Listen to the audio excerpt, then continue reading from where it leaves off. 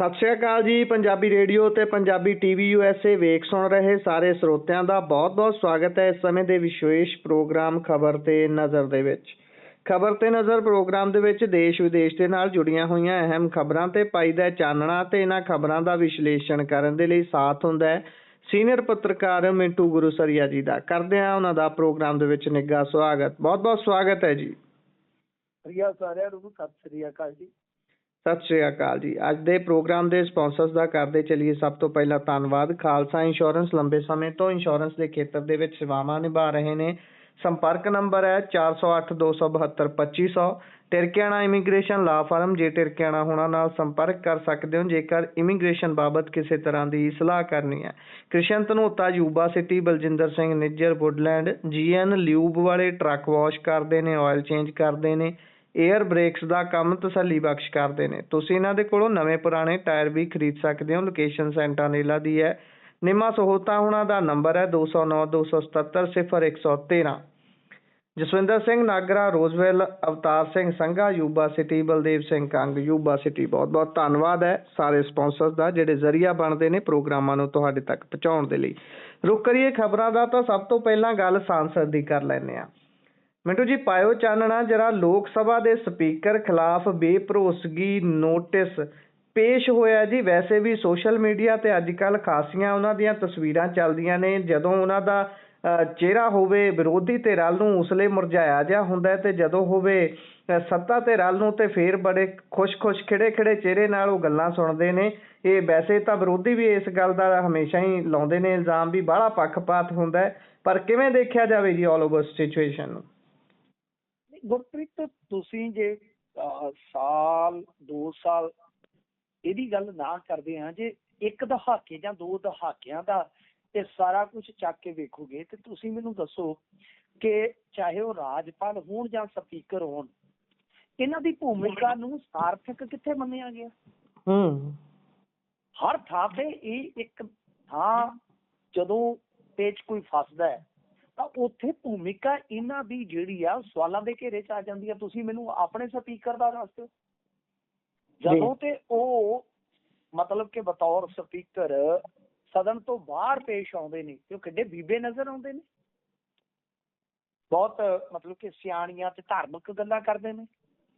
ਪਰ ਜਿਸ ਵੇਲੇ ਉਹ ਹਾਊਸ ਦੇ ਕਸਟੋਡੀਅਨ ਦੇ ਤੌਰ ਤੇ ਚੇਅਰ ਤੇ ਬੈਠੇ ਹੁੰਦੇ ਨੇ ਤਾਂ ਤੁਸੀਂ ਵੇਖੋ ਕਿ ਉਹਨਾਂ ਦੇ ਇਸ ਕਾਰਜਕਾਲ ਦੇ ਦੌਰਾਨ ਕਿਹੋ ਜਿਹੇ ਦੋਸ਼ ਲੱਗੇ ਕਿ ਬਤੌਰ ਇੱਕ ਮੀਡੀਆ ਟੀਮ ਬਾਹਰੋਂ ਆ ਕੇ ਬਹਿੰਦੀ ਆ ਤੇ ਜਿਹੜੀ ਐਂਗਲ ਤੇ ਫੋਕਸ ਕੈਮਰੇ ਦਾ ਦੇਣ ਦਾ ਜ਼ਿੰਮਾ ਜਿਹੜਾ ਆਪ ਨਿਭਾਉਂਦੀ ਹੈ। ਅਈਓ ਕਾਰਨ ਆ ਕਿ ਸੁਖਪਾਲ ਸਿੰਘ ਖਹਿਰਾ ਨੂੰ ਤਾਂ ਵੈਸੇ ਹੀ ਟਾਈਮ ਨਹੀਂ ਮਿਲਦਾ ਤੇ ਜੇ ਕਾਂਗਰਸੀ ਬੋਲਣ ਤੇ ਉਹ ਦੂਰ ਦਾ ਇੱਕ ਵਾਈਡ ਐਂਗਲ ਲੈ ਲੈਂਦੇ ਆ ਤੇ ਜੇ ਮੁੱਖ ਮੰਤਰੀ ਸਾਹਿਬ ਬੋਲਣ ਤੇ ਮੁੱਖ ਮੰਤਰੀ ਸਾਹਿਬ ਦੀ ਮਤਲਬ ਕਿ ਤੁਸੀਂ ਵੇਖ ਲਓ ਦਾੜੀ ਦੇ ਵਿੱਚ ਜਿਹੜੀ ਚਿੱਟੀ ਜੜ ਹੁੰਦੀ ਆ ਉੱਤੇ ਕਲਫ ਦੇ ਹੇਠੋਂ ਉਹ ਵੀ ਨਜ਼ਰ ਆਉਂਦੀ ਹੈ। ਮਾਫ਼ ਕਰਨਾ, ਵਿਅਕਤੀਗਤ ਟਿੱਪਣੀ ਨਹੀਂ ਹੈ, ਇਹ ਸੱਚਾਈ ਆ ਕਿ ਮਤਲਬ ਕਿ ਇੰਨਾ ਜ਼ਿਆਦਾ ਚਿਹਰੇ ਤੇ ਕੈਮਰਾ ਕੇਂਦਰਿਤ ਹੁੰਦਾ ਹੈ ਕਿ ਉਹਨਾਂ ਦੇ ਫੇਸ ਨੂੰ ਆਰਾਮ ਨਾਲ ਦੇਖਿਆ ਜਾ ਸਕਦਾ ਹੈ। ਪਰ ਜਦੋਂ ਕੋਈ ਵਿਰੋਧੀ ਧਿਰ ਦਾ ਬੋਲਦਾ ਹੈ ਤੇ ਉਸ ਵੇਲੇ ਇੱਕ ਵਾਈਡ ਐਂਗਲ ਦੇ ਦਿੱਤਾ ਜਾਂਦਾ ਹੈ, ਕੈਮਰੇ ਦਾ ਪਤਾ ਹੀ ਨਹੀਂ ਕੌਣ ਬੋਲ ਰਿਹਾ। ਇਸੇ ਤਰ੍ਹਾਂ ਜੇ ਤੁਸੀਂ ਲੋਕ ਸਭਾ ਜਾਂ ਰਾਜ ਸਭਾ, ਤੁਹਾਨੂੰ ਉਹ ਦਿਨ ਸ਼ਾਇਦ ਕਦੇ ਨਹੀਂ ਭੁੱਲਿਆ ਹੋਏਗਾ ਕਿ ਜਦੋਂ ਖੇਤੀ ਕਾਨੂੰਨ ਇਹਨਾਂ ਨੇ ਲਿਆਂਦੇ ਸਨ ਉਹ ਕਿਵੇਂ ਪਾਸ ਹੋਏ ਸੀ ਰਾਜ ਸਭਾ 'ਚ ਜੀ। ਅੱਛਾ, ਐਸੇ ਹੀ ਸਦਨ ਦੇ ਵਿੱਚ ਆਪਾਂ ਵੇਖਿਆ ਵਾ ਕਿ ਨਿਸ਼ੀਕਾਂਤ ਦੁਬੇ ਇੱਕ ਬੁੱਕ ਲੈ ਕੇ, ਯਾਨੀ ਰਾਜ ਸਭਾ ਦਾ ਆਹੀ ਫੈਸ਼ਨ ਹੈ, ਰਾਜ ਸਭਾ ਦਾ ਹਾਊਸ ਨਿਸ਼ੀਕਾਂਤ ਦੁਬੇ ਇੱਕ ਬੁੱਕ ਉਛਾਲ ਕੇ ਗਾਂਧੀ ਫੈਮਿਲੀ ਦੀਆਂ ਧੱਜੀਆਂ ਉਡਾ ਦਿੰਦਾ ਜੀ। 2.5 ਮਿੰਟ ਉਸਨੂੰ ਬੋਲਣ ਵਾਸਤੇ ਮਿਲਦੇ ਨੇ। ਬੁੱਕ ਦਾ ਰੌਲਾ। ਹੁਣ ਗੱਲ ਇਹ ਆ ਕਿ ਜਦੋਂ ਤੁਸੀਂ ਇਸ ਤਰ੍ਹਾਂ ਵਾਰ-ਵਾਰ ਕਰਦੇ ਹੋ ਧਨਖੜ ਸਾਹਿਬ ਦਾ ਤਾਂ ਤੁਸੀਂ ਦੇਖਿਆ ਹੀ ਹੈ ਕਿੱਡਾ ਤਗੜਾ ਐਪੀਸੋਡ ਵਾਪਰਿਆ ਜੀ। ਅੱਜ ਤੱਕ ਤੁਸੀਂ ਮੈਨੂੰ ਦੱਸੋ ਕਿ ਧਨਖੜ ਸਾਹਿਬ ਬਾਰੇ ਸਾਫ਼ ਹੋਇਆ ਕਿ ਕੀ ਵਜ੍ਹਾ ਰਹੀ, ਕੀ ਕਾਰਨ ਰਿਹਾ? ਤਾਂ ਜਦੋਂ ਧਨਖੜ ਵਰਗੇ ਬੰਦਿਆਂ ਦਾ ਹਸ਼ਰ ਇਸ ਤਰ੍ਹਾਂ ਦਾ ਹੋਇਆ ਤੇ ਫਿਰ ਦੂਜੇ ਕੀ ਕਰ ਲੈਣਗੇ? ਹੁਣ ਦੂਜੇ ਪਾਸੇ ਜੇ ਤੁਸੀਂ ਵੇਖੋਗੇ ਤਾਂ 118 ਮੈਂਬਰ ਪਾਰਲੀਮੈਂਟਾਂ ਨੇ ਦਸਤਖਤ ਕਰਕੇ ਇਹਨਾਂ ਦੇ ਖਿਲਾਫ ਬੇਭਰੋਸਗੀ ਨੋਟਿਸ ਦੇ ਦਿੱਤਾ। ਜੀ ਉਧਰੋਂ ਇਹ ਬਿਰਲਾ ਸਾਹਿਬ ਕਹਿੰਦੇ ਕਿ ਮੈਂ ਹੁਣ ਉਦੋਂ ਹੀ ਚੇਅਰ ਤੇ ਬੈਠਾਂਗਾ ਜਦੋਂ ਇਹ ਬੇਭਰੋਸਗੀ ਮਤਾ ਡਿੱਗ ਪਿਆ। ਹੁਣ ਤੁਸੀਂ ਦੇਖੋ ਕਿ 13 ਫਰਵਰੀ ਤੱਕ ਇਹ ਬਜਟ ਦਾ ਵਰਤਮਾਨ ਸੈਸ਼ਨ ਆ ਤੇ ਉਸ ਤੋਂ ਬਾਅਦ ਫਿਰ 8 ਮਾਰਚ ਨੂੰ ਸਦਨ ਦੀ ਕਾਰਵਾਈ ਜਿਹੜੀ ਆ ਉਹ ਸ਼ੁਰੂ ਹੋਣੀ ਆ, ਮਤਲਬ ਕਿ ਇਹਦੇ ਪਾਸੇ ਹੋ ਗਿਆ। ਪਰ ਅੱਜ ਜਿਸ ਕਿਤਾਬ ਤੋਂ ਰੌਲਾ ਪਿਆ, ਦੇਖੋ ਗੱਲ ਕੀ ਆ, ਜਿਸ ਕਿਤਾਬ ਤੋਂ ਰੌਲਾ ਪਿਆ ਉਹਦੇ ਵਿੱਚ ਵੀ ਅੱਜ ਇੱਕ ਬੇਹੱਦ ਹੈਰਾਨੀਜਨਕ ਘਟਨਾਕ੍ਰਮ ਜੁੜਦਾ ਹੈ ਕਿ ਜੋ ਪੈਂਗੁਇਨ ਪਬਲਿਸ਼ ਹਾਊਸ ਹੈ, ਤੁਹਾਨੂੰ ਪਤਾ ਹੀ ਹੈ ਉਹਨਾਂ ਦਾ ਬੜਾ ਤਕੜਾ ਪਬਲਿਕੇਸ਼ਨ, ਤਾਂ ਪੈਂਗੁਇਨ ਵਾਲੇ ਜਿਹੜੇ ਆ ਉਹ ਕਹਿੰਦੇ ਆ ਕਿ ਕੋਈ ਵੀ ਹਿੱਸਾ ਅਸੀਂ ਪਬਲਿਕ ਨਹੀਂ ਕੀਤਾ। ਜੀ ਜਿਹੜੇ ਪੈਂਗੁਇਨ ਰੈਂਡਮ ਹਾਊਸ ਇੰਡੀਆ ਦੇ ਮਤਲਬ ਕਿ ਮਾਲਕ ਨੇ ਇੱਥੋਂ ਦੇ, ਉਹ ਬਕਾਇਦਾ ਕਹਿੰਦੇ ਨੇ ਕਿ ਨਰਵਣੇ ਦੀ ਕਿਤਾਬ ਦਾ ਹੁਣ ਤੱਕ ਕੋਈ ਹਿੱਸਾ ਪਬਲਿਸ਼ ਨਹੀਂ ਹੋਇਆ। ਤੁਸੀਂ ਮੈਨੂੰ ਦੱਸੋ ਜੇ ਹਿੱਸਾ ਪਬਲਿਸ਼ ਨਹੀਂ ਹੋਇਆ ਤਾਂ ਰਾਹੁਲ ਗਾਂਧੀ ਕੋਲ ਬਣੀ ਬਣਾਤੀ ਕਿਤਾਬ ਕਿੱਥੋਂ ਆ ਗਈ? ਜੀ ਸਾਲ ਪਹਿਲਾਂ ਦੀਆਂ ਕਾਪੀਆਂ ਕਿਉਂ ਵਿਕ ਗਈਆਂ? ਇਹ ਕਹਿੰਦੇ ਕਿ ਨਾ ਕਿਤਾਬ ਹੁਣ ਤੱਕ ਛਪੀ ਹੈ ਤੇ ਨਾ ਹੀ ਡਿਜੀਟਲ ਕਾਪੀ ਕੋਈ ਸਾਹਮਣੇ ਆਈ ਆ, ਸਾਡੇ ਵੱਲੋਂ ਤੇ ਕੋਈ ਹਿੱਸਾ ਜਿਹੜਾ ਜਨਤਕ ਹੀ ਨਹੀਂ ਕੀਤਾ ਗਿਆ। ਇਹਦਾ ਮਤਲਬ ਹੈ ਕਿ ਪੈਂਗੁਇਨ ਵੀ ਕਿਤੇ ਨਾ ਕਿਤੇ ਇੱਕ ਸਵਾਲ ਪੈਦਾ ਕਰ ਰਹੀ ਹੈ ਕੰਪਨੀ ਕਿ ਕੀ ਫਿਰ ਨਰਵਣੇ ਸਾਹਿਬ ਗਲਤ ਨੇ ਜਾਂ ਤੁਸੀਂ ਗਲਤ ਹੋ? ਤਾਂ ਉਧਰ ਨਰਵਣੇ ਸਾਹਿਬ ਨੇ ਇਸੇ ਹੀ ਕਲੈਰੀਫਿਕੇਸ਼ਨ ਨੂੰ ਅੱਜ ਸ਼ੇਅਰ ਕਰਤਾ। ਪਰ ਕਮਾਲ ਦੀ ਗੱਲ ਹੈ ਕਿ ਇਹਦੇ ਵਿੱਚ ਇਸ ਸਰਕੂਲੇਸ਼ਨ ਨੂੰ ਰੋਕਣ ਵਾਸਤੇ ਦਿੱਲੀ ਪੁਲਿਸ ਨੇ FIR ਦਰਜ ਕਰ ਲਈ। ਮਤਲਬ ਕਿ ਸਾਰਾ ਕੁਝ ਚੱਲ ਰਿਹਾ ਹੈ ਕਿ ਇਹ ਕਿਤਾਬ ਜਿਹੜੀ ਆ ਉਹ ਵੱਧ ਤੋਂ ਵੱਧ ਜਨਤਾ ਦੇ ਹੱਥਾਂ 'ਚ ਨਾ ਜਾਵੇ। ਤੁਸੀਂ ਚਲੋ ਕਿਤਾਬ ਨੂੰ ਵੀ ਛੱਡ ਦਿਓ, ਸਾਰਾ ਕੁਝ ਜੋ ਵੀ ਸਦਨ ਦੇ ਵਿੱਚ ਹਾਊਸ ਦੇ ਵਿੱਚ ਚੱਲ ਰਿਹਾ ਉਹ ਦੁਨੀਆ ਦੇਖ ਹੀ ਰਹੀ ਆ ਕਿਸ ਤਰ੍ਹਾਂ ਸਪੀਕਰ ਸਾਹਿਬ ਭੂਮਿਕਾ ਅਦਾ ਕਰਦੇ ਆ, ਉਹ ਛੱਡ ਵੀ ਦਿਓ ਇੱਕ ਵੇਲੇ। ਤੁਸੀਂ ਮੈਨੂੰ ਇਹ ਦੱਸੋ ਕਿ ਜੋ ਹੁਣ ਅੰਸ਼ ਕੈਰਵਾਂ ਨੇ ਛਾਪੇ ਆ, ਕੈਰਵਾਂ ਦੇ ਵਿੱਚ ਅਜੇ ਵੀ ਉਹ ਅੰਸ਼ ਪਏ ਨੇ। ਫਿਰ ਬਹੁਤ ਸਾਰੇ ਮੀਡੀਆ ਹਾਊਸ ਜਿਹੜੇ ਇਹਨਾਂ ਨੂੰ ਛਾਪ ਚੁੱਕੇ ਆ, ਤਾਂ ਕੀ ਤੁਸੀਂ ਇੰਨਾ ਕਹਿ ਸਕਦੇ ਹੋ ਭਾਜਪਾ ਵਾਲੇ ਕਿ ਨਰਵਣੇ ਸਾਹਿਬ ਦੇ ਜਿਹੜੇ ਅੰਸ਼ ਛਪੇ ਨੇ ਉਹ ਗਲਤ ਆ? ਪੈਂਗੁਇਨ ਨੇ ਕਹੇ ਕਿ ਜਿਹੜੇ ਅੰਸ਼ ਛਾਪੇ ਗਏ ਕੈਰਵਾਂ ਵੱਲੋਂ ਜੀ ਕੀ ਉਹ ਗਲਤ ਨੇ? ਜੇ ਉਹ ਗਲਤ ਨਹੀਂ, ਨਰਵਣੇ ਸਾਹਿਬ ਨੇ ਇਹ ਲਿਖਿਆ ਪਬਲਿਸ਼ ਹੈ ਕਿਤਾਬ ਜਾਂ ਅਨਪਬਲਿਸ਼ ਹੈ, ਪਰ ਜਵਾਬ ਤਾਂ ਦੇਣਾ ਚਾਹੀਦਾ ਕਿ ਉਹਨਾਂ ਅੰਸ਼ਾਂ ਦੇ ਵਿੱਚ ਜੋ 56 ਇੰਚ ਸੀਨੇ ਦਾ ਸੱਚ ਹੈ ਉਹਦੇ ਨਾਲ ਮੁਤਫਿਕ ਹੋ ਕੇ ਨਹੀਂ। ਜੇ ਨਹੀਂ ਤਾਂ ਫਿਰ ਨਰਵਣੇ ਸਾਹਿਬ ਦੀ ਭਰੋਸੇਯੋਗਤਾ ਤੇ ਸਵਾਲ, ਤੇ ਜੇ ਸਹਿਮਤ ਹੋ ਤਾਂ ਤੁਹਾਡੇ 56 ਇੰਚ ਸੀਨੇ ਤੇ ਸਵਾਲ। ਤਾਂ ਗੱਲ ਇਹ ਆ ਕਿ ਜੋ ਮਰਜ਼ੀ ਕਰ ਲੈਣ, ਨਰਿੰਦਰ ਮੋਦੀ ਦੀ ਜਿਹੜੀ ਛਵੀ ਸੀ ਬਈ ਇਹ ਝੁਕਤੇ ਨਹੀਂ, ਰੁਕਤੇ ਨਹੀਂ, ਫਲਾ ਧਮਕਾ, ਉਹਦਾ ਨੁਕਸਾਨ ਹੋ ਰਿਹਾ ਹੈ। ਚਾਹੇ ਉਹ UGC ਵਾਲਾ ਮਸਲਾ ਦੇਖੋ, ਚਾਹੇ ਹੁਣ ਤੁਸੀਂ ਇਹ ਮਸਲਾ ਦੇਖ ਲਓ, ਚਾਹੇ ਡੀਲ ਵਾਲਾ ਮਸਲਾ ਦੇਖੋ। ਤਾਂ ਮੈਂ ਬਹੁਤ ਸਾਲ ਪਹਿਲਾਂ ਆਪਣੇ ਟੀਮ ਮੈਂਬਰ ਪ੍ਰਵੀਨ ਨੂੰ ਕਿਹਾ ਸੀਗਾ ਕਿ ਨਰਿੰਦਰ ਮੋਦੀ ਨਾਂ ਦਾ ਰੁੱਖ ਆਪਣੇ ਆਪ ਆਪਣੇ ਭਾਰ ਦੇ ਨਾਲ ਇੱਕ ਦਿਨ ਡਿੱਗ ਪਏਗਾ। ਤੁਸੀਂ ਦੇਖਦੇ ਜਾਣਾ, ਇਹ ਸਮਾਂ ਜਿਹੜਾ ਉਹ ਲਗਭਗ ਸ਼ੁਰੂ ਹੋ ਚੁੱਕਾ ਹੈ। ਜੀ ਬਿਲਕੁਲ। ਅੱਗੇ ਵਧੀਏ ਤਾਂ ਗੱਲ ਪ੍ਰਤਾਪ ਬਾਜਵਾ ਹੁਣਾਂ ਦੀ ਕਰਦੇ ਆ। ਇਹਨਾਂ ਦੇ ਬਿਆਨ ਨੇ ਵੀ ਕੱਲ੍ਹ ਦੀਆਂ ਚੰਗੀਆਂ ਸੁਰਖੀਆਂ ਬਟੋਰੀਆਂ ਨੇ, ਪਾਣੀ ਦੀਆਂ ਬੁਛਾੜਾਂ ਤੱਕ ਸਹਿਣੀਆਂ ਪੈ ਗਈਆਂ। ਇੱਕ ਬੀਬੀ ਹੁਣ ਕਹੀ ਜਾਂਦੀ ਆ ਵੀ ਭਾਈ ਧੌਣ ਤੇ ਗੋਡਾ ਰੱਖ ਕੇ 117 ਜਿੱਤਣੀਆਂ ਨੇ। ਇੱਕ ਬਿਆਨ ਚੋਂ ਨਵਾਂ ਬਿਆਨ ਕਦੋਂ ਨਿਕਲ ਆਉਂਦਾ ਪਤਾ ਥੋੜ੍ਹੀ ਲੱਗਦਾ। ਖੈਰ ਅੱਜ ਬਾਜਵਾ ਸਾਹਿਬ ਨੇ ਬਿਆਨ ਤੇ ਸਫਾਈ ਦਿੱਤੀ ਹੈ। ਦੇਖੋ ਮੈਂ ਉਸ ਬਿਆਨ ਤੇ ਵੀ ਆ ਜਾਣਾ ਜੋ ਬੀਬੀ ਵਿਧਾਇਕਾ ਨੇ ਦਿੱਤਾ ਹੈ, ਪਰ ਪਹਿਲਾਂ ਜੋ ਬੜੀ ਸਟੇਟਮੈਂਟ ਜ਼ਰੂਰੀ ਹੋ ਜਾਂਦੀ ਹੈ ਉਹ ਪ੍ਰਤਾਪ ਸਿੰਘ ਬਾਜਵਾ ਦੀ ਹੈ। ਪ੍ਰਤਾਪ ਸਿੰਘ ਬਾਜਵਾ ਨੇ ਕਿਹਾ ਕਿ ਦੇਖੋ ਮੈਂ ਇੱਕ ਮੁਹਾਵਰੇ ਦੇ ਤੌਰ ਤੇ ਗੱਲ ਕਹੀ ਕਿ ਇਹ ਪੰਜਾਬ ਦਾ ਬੈਂਡ ਵਜਾ ਰਹੇ ਨੇ ਤੇ ਅਸੀਂ ਵੀ ਇਹਨਾਂ ਦਾ ਵਕਤ ਆਉਣ ਤੇ ਬੈਂਡ ਵਜਾਵਾਂਗੇ। ਤੇ ਜਦੋਂ ਉਹਨਾਂ ਨੂੰ ਕਿਹਾ ਗਿਆ, ਉਹਨਾਂ ਨੂੰ ਪੁੱਛਿਆ ਗਿਆ ਕਿ ਭਾਈ ਉਹਨਾਂ ਦੇ ਪਿਤਾ ਬੈਂਡ ਵਜਾਉਣ ਦਾ ਕੰਮ ਕਰਦੇ ਰਹੇ ਨੇ, ਉਹ ਕਹਿੰਦੇ ਮੈਨੂੰ ਤੇ ਇਸ ਗੱਲ ਦਾ ਪਤਾ ਹੀ ਨਹੀਂ। ਪਰ ਤੁਸੀਂ ਆਪਣੀ ਸਟੇਟਮੈਂਟ ਦੇ ਵਿੱਚ ਇਹ ਗੱਲ ਤੇ ਕਹੀ ਹੈ ਨਾ ਕਿ ਇਹ ਬੈਂਡ ਵਜਾਉਂਦਾ ਰਿਹਾ ਜੀ, ਹੁਣ ਪੰਜਾਬ ਦਾ ਬੈਂਡ ਵਜਾ ਰਿਹਾ, ਇਹਦਾ ਮਤਲਬ ਤੁਹਾਨੂੰ ਬੈਂਡ ਦਾ ਪਤਾ ਤੇ ਸੀ। ਹੁਣ ਤੁਸੀਂ ਜਿਵੇਂ ਮਰਜ਼ੀ ਨਿਕਲਦੇ ਨਜ਼ਰ ਆਓ। ਤੁਸੀਂ ਬੰਬਾਂ ਵਾਲੇ ਮਾਮਲੇ 'ਚ ਇੱਕ ਵਾਰੀ ਤੁਹਾਨੂੰ ਪਤਾ ਹੀ ਹੈ, ਇਹਨਾਂ ਨੇ ਮਟੀਰੀਅਲ ਦੱਸਤਾ ਸੀ ਕਿਵੇਂ ਦਾ ਮਟੀਰੀਅਲ ਆ ਗਿਆ। ਤਾਂ ਮਤਲਬ ਕਿ ਇਹ ਸ਼ਬਦ ਚੋਣ ਜਿਹੜੀ ਪ੍ਰਤਾਪ ਸਿੰਘ ਬਾਜਵਾ ਦੀ ਆ, ਕਿਤੇ ਨਾ ਕਿਤੇ ਹਾਏ ਤੇ ਆਪਾਂ ਨੂੰ ਪਤਾ ਹੀ ਆ ਕਿ ਇਹਨਾਂ ਨੂੰ ਫਸਾਉਣ ਵਾਲੀ ਆ। ਹੁਣ ਇਹਨਾਂ ਨੇ ਸਫਾਈ ਦੇਣ ਦਾ ਯਤਨ ਕੀਤਾ ਕਿ ਮੈਂ ਕੋਈ ਜ਼ਾਤੀਗਤ ਟਿੱਪਣੀ ਤੇ ਨਹੀਂ ਕੀਤੀ। ਬਿਲਕੁਲ ਮੈਂ ਇਸ ਗੱਲ ਦੇ ਨਾਲ ਸਹਿਮਤ ਵੀ ਹਾਂ, ਕੋਈ ਜਾਤ ਆਧਾਰਿਤ ਟਿੱਪਣੀ ਤੇ ਨਹੀਂ ਹੋਈ ਜੀ, ਨਹੀਂ ਹੋਈ, ਪਰ ਇਸ ਕੰਟਰੋਵਰਸੀ ਤੋਂ ਵੀ ਬਚਿਆ ਜਾ ਸਕਦਾ ਸੀ ਜੀ, ਇਹ ਵੀ ਸੱਚ ਹੈ। ਪਰ ਜੋ ਬੀਬੀ ਨੇ ਕਿਹਾ ਉਹ ਤੇ ਭਾਈ ਇਹਨਾਂ ਤੋਂ ਵੀ ਗਾਂ। ਤੁਸੀਂ ਉਸ ਸਟੇਟਮੈਂਟ ਨੂੰ ਚੰਗੀ ਤਰ੍ਹਾਂ ਦੇਖੋ। ਗੱਲ ਇਹ ਆ ਕਿ ਇਹ ਜਿਹੜੀ ਪ੍ਰਤਾਪ ਸਿੰਘ ਬਾਜਵਾ ਦੀ ਸਟੇਟਮੈਂਟ ਹੈ, ਜੇ ਤੁਸੀਂ ਪੂਰੀ ਦੇਖੋਗੇ ਫਿਰ ਤੁਹਾਨੂੰ ਪਤਾ ਲੱਗੇਗਾ ਕਿ ਕੋਈ ਉਹਨਾਂ ਨੇ ਜ਼ਾਤ ਆਧਾਰਿਤ ਟਿੱਪਣੀ ਨਹੀਂ ਕੀਤੀ। ਕਿਉਂਕਿ ਉਹ ਮੈਂ ਅੱਛਾ, ਜਦੋਂ ਵੀ ਇਦਾਂ ਦੀ ਕੰਟਰੋਵਰਸੀ ਹੁੰਦੀ, ਮੈਂ ਤੁਹਾਨੂੰ ਇੱਕ ਅਪੀਲ ਕਰੂੰਗਾ ਕਿ ਵੀਡੀਓ ਦਾ ਪੂਰਾ ਹਿੱਸਾ ਦੇਖਿਆ ਕਰੋ। ਰਾਹੁਲ ਗਾਂਧੀ ਤੇ ਰਵਨੀਤ ਬਿੱਟੂ ਦਾ ਜਿਹੜਾ ਰੌਲਾ ਸੀ, ਉਹਦੇ ਵਿੱਚ ਪੂਰੀ ਵੀਡੀਓ ਦੇਖੋ, ਫਿਰ ਤੁਹਾਨੂੰ ਪਤਾ ਲੱਗੇਗਾ ਕਿ ਬਿੱਟੂ ਨੇ ਹੀ ਉਕਸਾਇਆ ਤੇ ਬਿੱਟੂ ਨੇ ਹੀ ਉਸੇ ਸਾਰੇ ਘਟਨਾਕ੍ਰਮ ਨੂੰ ਹੁਣ ਦੂਜੇ ਪਾਸੇ ਮੋੜਨ ਦਾ ਯਤਨ ਵੀ ਕੀਤਾ। ਤਾਂ ਕਹਿਣ ਦਾ ਮਤਲਬ ਇਹ ਹੋਇਆ ਕਿ ਜੇ ਤੁਸੀਂ ਇਸ ਸਾਰੀ ਸਟੇਟਮੈਂਟ ਨੂੰ ਦੇਖੋਗੇ ਤੁਹਾਨੂੰ ਗੱਲ ਸਮਝ ਆ ਜਾਏਗੀ। ਉਹ ਕੀ ਕਹਿ ਰਹੇ ਆ ਕਿ ਬਾਈ ਦੇਖੋ, ਜੇ ਸੱਚੇ ਪਾਤਸ਼ਾਹ ਨੇ ਸਾਡੀ ਸੁਣ ਲਈ, ਮਤਲਬ ਕਿ ਅਸੀਂ ਪਾਵਰ ਦੇ ਵਿੱਚ ਆ ਗਏ, ਪਹਿਲੇ ਨੰਬਰ ਤੇ ਰਗੜਾਂਗੇ ਅਸੀਂ ਭਗਵੰਤ ਮਾਨ ਨੂੰ, ਦੂਜੇ ਨੰਬਰ ਤੇ ਬਈ ਇਹਨਾਂ ਦੇ ਆਕਿਆਂ ਨੂੰ, ਤੀਜੇ ਤੇ ਫਲਾਂ, ਚੌਥੇ ਤੇ ਫਲਾਂ, ਪੰਜਵੇਂ ਤੇ ਆ ਜਿਹੜਾ ETO ਆ, ਜਿਹੜਾ ਬੈਂਡ ਵਜਾਉਂਦਾ ਰਿਹਾ, ਜਿਹੜਾ ਹੁਣ ਪੰਜਾਬ ਦੀ ਬੈਂਡ ਵਜਾ ਰਿਹਾ, ਮਤਲਬ ਕਿ ਕਥਿਤ ਲੁੱਟ ਖਸੁੱਟ ਦੀ ਗੱਲ ਕਰ ਰਹੇ ਨੇ ਬਾਜਵਾ। ਇਹਨਾਂ ਦਾ ਹਿਸਾਬ ਕਿਤਾਬ ਕਰਾਂਗੇ। ਹੁਣ ਤੁਸੀਂ ਮੈਨੂੰ ਦੱਸੋ ਕਿ ਇਹ ਪੋਲੀਟੀਕਲ ਬਿਆਨ ਜੇ ਏਦਾਂ ਦੇ ਆਪਾਂ ਰੋਕ ਦਈਏ ਤੇ ਫਿਰ ਸਿਆਸਤ ਦੇ ਵਿੱਚ ਬਚੇਗਾ ਕੀ? ਬਿਲਕੁਲ। ਕਰਨਾ ਕਾਂਗਰਸੀਆਂ ਨੇ ਕੀ ਹੁੰਦਾ? ਕੁਝ ਵੀ ਨਹੀਂ। ਇਹ ਮਨੋਰੰਜਨ ਹੀ ਤੇ ਕਰਦੇ ਆ।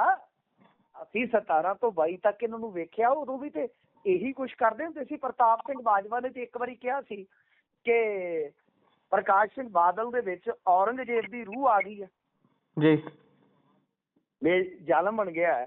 ਤੇ ਫਿਰ ਮੈਨੂੰ ਦੱਸੋ ਕਿ ਕੀ ਕਰ ਲਿਆ 50 ਸਾਲਾਂ 'ਚ? ਇਹਨਾਂ ਨੇ ਤਾਂ ਮਜੀਠੀਏ ਤੇ ਫਲਾਣੇ ਤੇ ਬਹੁਤ ਰਗੜੇ ਲਾਏ ਸੀ, ਬੇਅਦਬੀਆਂ ਤੇ ਰਾਜਨੀਤੀ ਕੀਤੀ। ਕੀ ਕੀਤਾ? ਸਵਾਏ ਆਪਦੀ ਲੜਾਈ ਤੋਂ। ਕਹਿਣ ਦਾ ਮਤਲਬ ਹੈ ਕਿ ਰਾਜਨੀਤੀ ਦੇ ਵਿੱਚ ਇਹਨਾਂ ਬਿਆਨਾਂ ਨੂੰ ਜੇ ਤੁਸੀਂ ਬੰਦ ਕਰਵਾ ਦਿਓਗੇ ਤਾਂ ਕੁਝ ਵੀ ਨਹੀਂ ਬਚਣਾ। ਹਾਂ, ਮੈਂ ਵਾਰ-ਵਾਰ ਕਹਿੰਦਾ ਕਿ ਸ਼ਬਦ ਚੋਣ ਵਿਅਕਤੀਗਤ ਤੌਰ ਤੇ ਤੁਹਾਡੀ ਵਧੀਆ ਹੋਣੀ ਚਾਹੀਦੀ ਆ। ਰਹੀ ਗੱਲ ਹੁਣ ਉਸ ਬੀਬੀ ਦੀ, ਉਹਦੀ ਵੀ ਸ਼ਬਦ ਚੋਣ ਦੇਖ ਲਓ, ਕਿਉਂਕਿ ਜੇ ਬਾਜਵੇ ਦਾ ਬਿਆਨ ਗਲਤ ਆ ਤੇ ਉਸ ਬੀਬੀ ਦਾ ਬਿਆਨ ਮਹਾ ਗਲਤ ਹੈ। ਉਹ ਕੀ ਕਹਿੰਦੇ ਕਿ 92-95 ਛੱਡੋ, ਅਸੀਂ ਧੌਣ ਤੇ ਗੋਡਾ ਰੱਖ ਕੇ 117 ਚ 117 ਜਿੱਤਾਂਗੇ। ਪਹਿਲੀ ਗੱਲ ਇਹ ਬੀਬੀ ਤੋਂ ਕਿਤੇ ਤੁਹਾਨੂੰ ਮਿਲੇ ਉਸ ਇਲਾਕੇ ਦੇ ਵਿੱਚ ਲਿਖਤੀ ਲੈ ਲਓ ਜੀ ਕਿ ਜੇ 117 ਤੁਸੀਂ ਨਾ ਜਿੱਤੀਆਂ ਤੇ ਦੇਣਦਾਰ ਹੋਵੋਗੇ ਤੁਸੀਂ। ਦੇਣਦਾਰ ਤੋਂ ਭਾਵ ਕਿ ਜਵਾਬ ਦੇ ਹੋਵੋਗੇ ਤੁਸੀਂ। ਬਿਲਕੁਲ। ਛੱਡੋ ਰਾਜਨੀਤੀ ਫਿਰ ਮੁੜ ਕੇ। ਉਹ ਇਹਨਾਂ ਦਾ ਤਾਂ ਆਪਣਾ ਕੋਈ ਪਤਾ ਨਹੀਂ, ਹਾਰ ਜਾਣ ਜਾਂ ਕੋਈ ਕੱਲ ਨੂੰ ਕਿਸੇ ਹੋਰ ਪਾਰਟੀ 'ਚ ਵੜ ਜਾਣ। ਫਿਰ ਅਗਲੀ ਗੱਲ ਕੀ ਕਹਿੰਦੇ ਆ ਕਿ ਜ਼ੁਬਾਨ ਸੰਭਾਲ ਲਓ ਨਹੀਂ ਤੇ ਹਲਕ 'ਚੋਂ ਕੱਢ ਲਾਂਗੇ ਜ਼ੁਬਾਨ ਜੀ। ਇਹ ਸਰ ਸਿੱਧੀ ਚੇਤਾਵਨੀ ਆ, ਹਿੰਸਕ ਕਾਰਵਾਈ ਦੀ ਚੇਤਾਵਨੀ ਆ। ਧੌਣ ਤੇ ਗੋਡਾ ਰੱਖ ਕੇ ਕਿਹਦੇ ਤੋਂ ਜਿੱਤਣਾ ਤੁਸੀਂ? ਔਰ ਧੌਣ ਤੇ ਗੋਡਾ ਰੱਖ ਕੇ ਜਿਨ੍ਹਾਂ ਬਾਰੇ ਕਹਿ ਰਹੇ ਹੋ ਕਿ ਇਹ ਸੋਚ ਜਿਹੜੀ ਭਗਵੰਤ ਮਾਨ ਤੇ ਕੇਜਰੀਵਾਲ ਦੀ ਆ, ਇਹ ਖੂਨ ਬਣ ਕੇ ਸਾਡੀਆਂ ਰਗਾਂ 'ਚ ਵਹਿੰਦੀ ਆ, ਉਹ ਤੇ ਆਪ ਹਾਰ ਗਿਆ ਕੇਜਰੀਵਾਲ ਹੋਰੀ ਨੇ। ਕਿੰਨਾ ਕੁ ਧੌਣ ਤੇ ਗੋਡਾ ਰੱਖ ਲਿਆ ਜੀ। 10 ਲੱਖ ਵਾਲਾ ਬੀਮਾ ਸਕੀਮ ਜਿਹੜੀ ਸ਼ੁਰੂ ਹੋਈ ਆ ਨਾ, ਸਭ ਤੋਂ ਪਹਿਲਾਂ ਟ੍ਰਾਇਲ ਇਹਨਾਂ ਤੇ ਕਰੋ ਜੀ। ਇਹਨਾਂ ਨੂੰ ਦਵਾਈ ਦੱਪਾ ਕਰਵਾਓ। ਗੱਲ ਇਹ ਆ ਕਿ ਕਿਸ ਤਰ੍ਹਾਂ ਦੀਆਂ ਗੱਲਾਂ ਕਰ ਰਹੇ ਨੇ। ਬੀਬੀ ਜੀ ਗਏ ਸਨ ਇਸ ਬਿਆਨ ਦਾ ਰੋਸ ਪ੍ਰਗਟਾਉਣ ਤੇ ਉਹਨਾਂ ਦਾ ਬਿਆਨ ਤੇ 2 ਰਤੀਆਂ ਵੱਧ ਆ। ਉਹ ਗਲਤ ਆ, ਇਹ ਵੀ ਗਲਤ ਆ। ਤੁਸੀਂ ਇਸ ਬਿਆਨ ਨੂੰ ਛੇੜਿਆ ਤੇ ਮੈਂ ਆਪਣੀ ਗੱਲ ਕੀਤੀ ਆ ਕਿ ਇਹ ਵੀ ਬਿਆਨ ਕੋਈ ਸਿਆਣਾ ਜਾਂ ਸੁਚੱਜਾ ਬਿਆਨ ਨਹੀਂ ਕਿਹਾ ਜਾ ਸਕਦਾ।